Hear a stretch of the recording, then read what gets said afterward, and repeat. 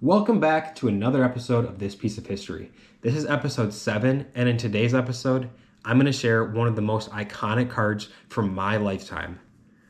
If you talk to somebody growing up in the 50s, they would say the 1952 Topps Mickey Mantle was the most iconic card in their lifetime.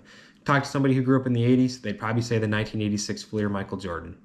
But you ask somebody my age, they were going to say the 2009 Topps Steph and Curry. So I grew up in the 2000s, and on the back end of that, Topps was losing their license in 2009. They had to produce whatever they could, so they put out one final year of Topps basketball cards. As you can see from this card, Steph's just in a white jersey because they did not have the license for the rookies that year, and it looks awesome. I'm sure back in the day, people didn't think it was all that great, and I remember not even really knowing who Steph was. I opened a handful of this stuff. I opened some I opened some blaster boxes from Target. I opened some single packs, and I did pull 2 of these. But back then, I was really chasing Ricky Rubio. I got a card signed by Ricky Rubio on my 11th birthday, and it was his Topps rookie card, and I thought I was going to be rich. Ricky Rubio was like compared to Michael Jordan. I know not the comparison you'd probably make today, but Ricky Rubio was getting that comparison, at least in Minnesota. And I thought I was set. I had a signed Ricky Rubio Topps rookie, and I had 2 of these Stephs sitting in a box at home. Little did I know I would move them at a card show about 2 years later. I don't even want to know what I moved them for. I'm guessing it was less than $20 a card. But Steph got branded as that guy who has glass ankles.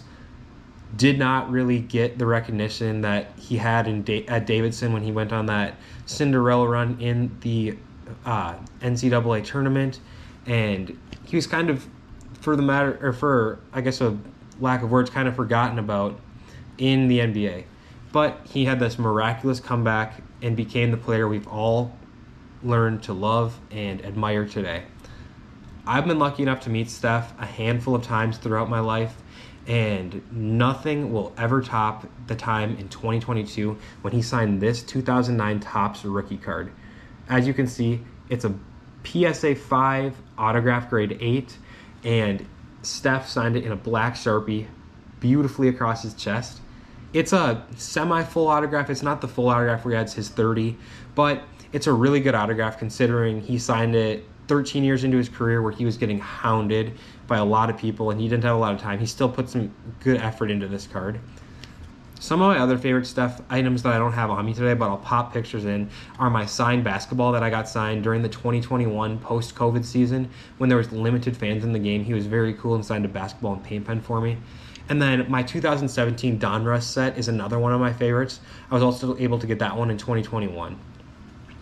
Looking back on it, I sold a bunch of my Steph Curry autographs when I was in college just because I wanted some money for some other things, and it's one of my bigger regrets because I had some really cool stuff. I had like 11 by 14 blown up Sports Illustrated covers that he signed with really good autographs.